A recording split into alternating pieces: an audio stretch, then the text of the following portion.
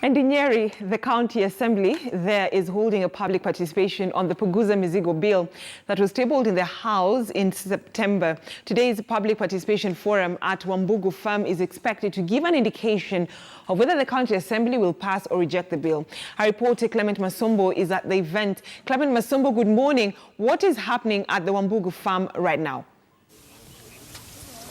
Good morning, Brenda. What is actually happening at Wambugu Farm is we are expecting a public participation on the debate about the Punguza Mzigo bill that was presented to the county assembly about 1 month or 3 weeks ago. But just to mention is that the Punguza Mzigo bill has been facing some hurdles, if we can maybe call them that way, because it has been debated apparently in about 8 county assemblies, but only one, that is the Uasin Gishu County Assembly, passed it.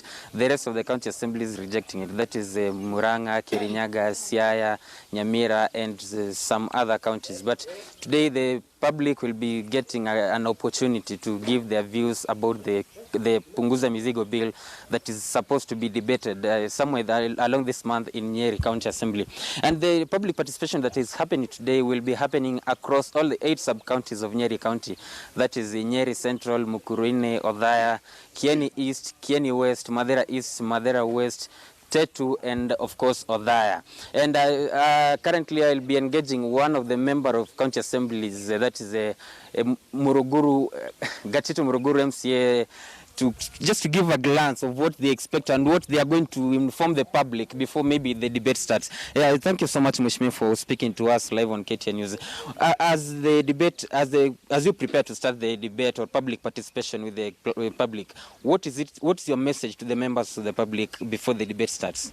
Okay, my message would be one: we are not fighting the Punguza Mzigo bill, but we want our member from ground to understand our electorate, what is the content in this Punguza Mzigo bill, what does it entail? Because you may just get a title and then you don't know what is inside there, because our common Wajiko is just being influenced by this title Punguza Mzigo bill. But on the other hand, it has some of the advantages and it also have some of the disadvantages. Today we are here and we are gathering here and we have called our people from Nyeri municipality or Nyeri sub-county to come and give their ideas. And for me, I'm stating very clearly and very categorical that if my people want to support the Punguza Mzigo bill, I'll be on their side, because they send me, I'm their voice, and I must respect what they are doing. But on the other hand, I would like also to mention that there are some implications or some things which are impossible in this bill.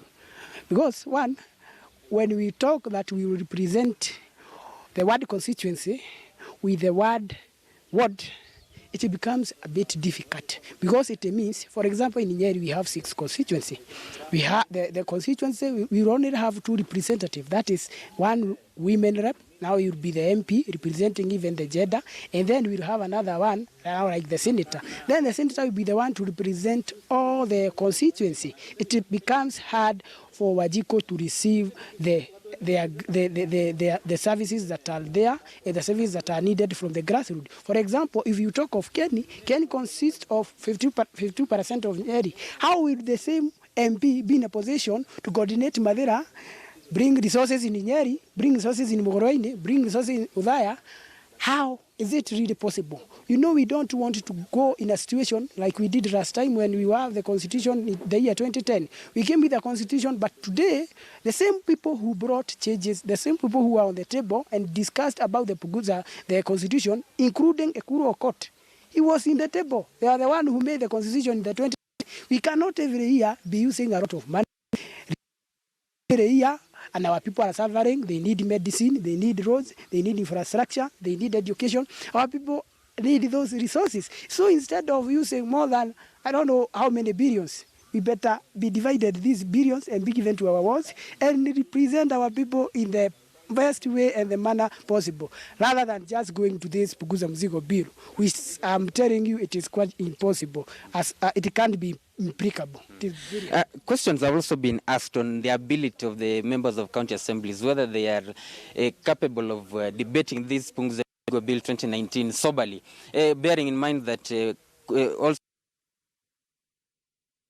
members of the county assemblies in other counties have been bribed, maybe in some instances or one or two, to pass certain bills. Do you think that is a position, as members of the county assembly of Nyeri, you are in position to debate soberly and come up with an independent mind without being interfered with